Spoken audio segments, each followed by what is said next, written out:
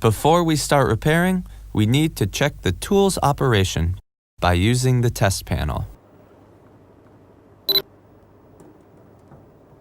First, we need to turn on the CB switch, the auto breaker, the voltage switch, and the ampere meter.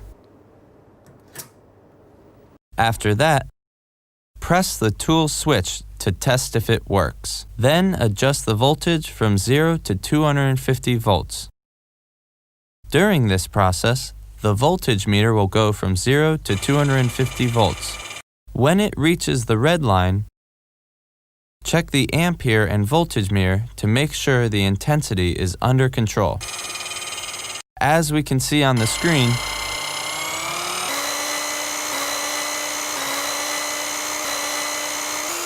the ampere meter is pointing at 1.7 amps.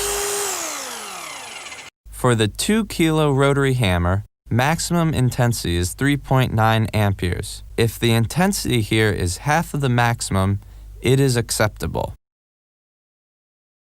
After testing, turn off all the switches. Now we move to the second part, replacing the carbon brushes. To do that, we will take the auxiliary handle out first. Remember to put all of the extracted parts in order to keep track of them. Use a torque screwdriver T20 to take out the 3 screws at the back of the carbon brush cap. While twisting these screws, keep the screwdriver straight. In other words, maintain 90 degrees between the screwdriver and the tool.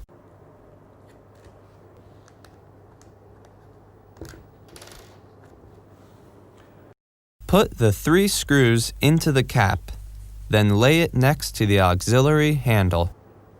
Next, we will use a needle nose screwdriver to remove the power supply cord, which links with the switch.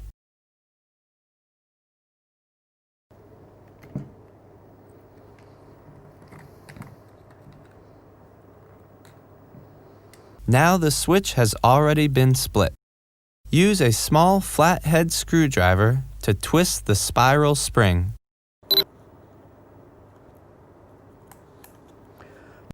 After twisting both sides,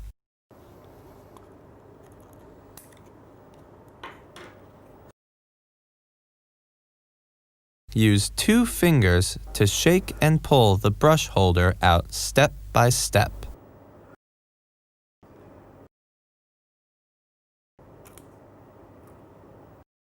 This is the brush holder. In this holder, there are 2 carbon brushes and 2 spiral springs.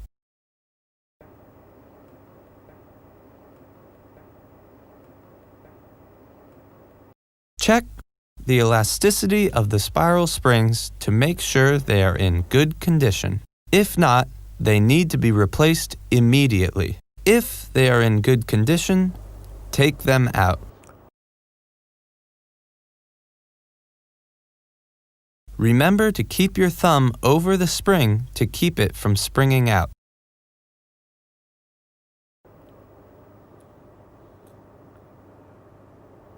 This is the spiral spring that I have taken from one side.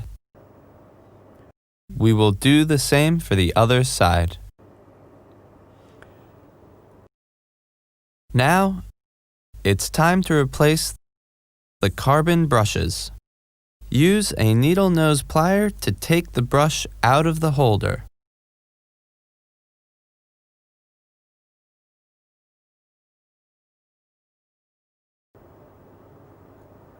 Use your thumb to do this softly.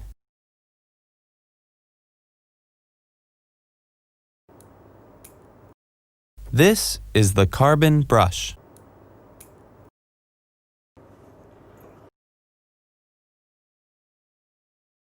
One more important thing.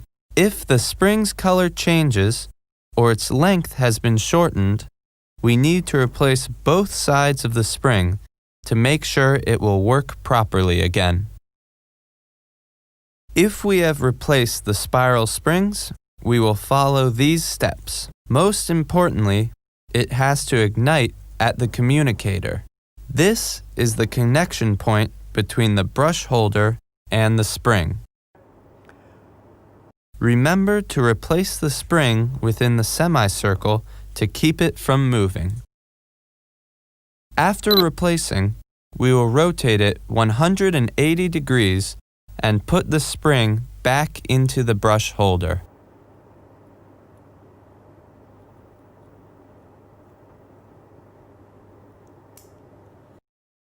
Last, we will put the new carbon in.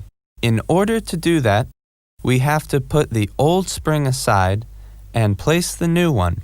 Remember to place the carbon brush connector, the female connector, in the right position with the brush holder, the male connector.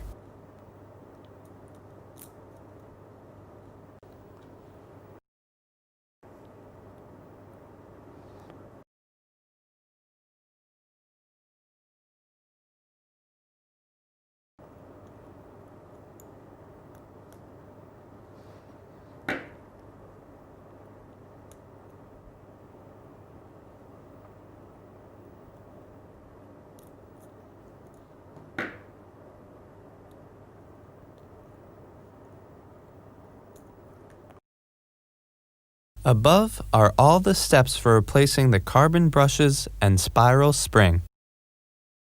You can review the whole process summary on the right of the screen.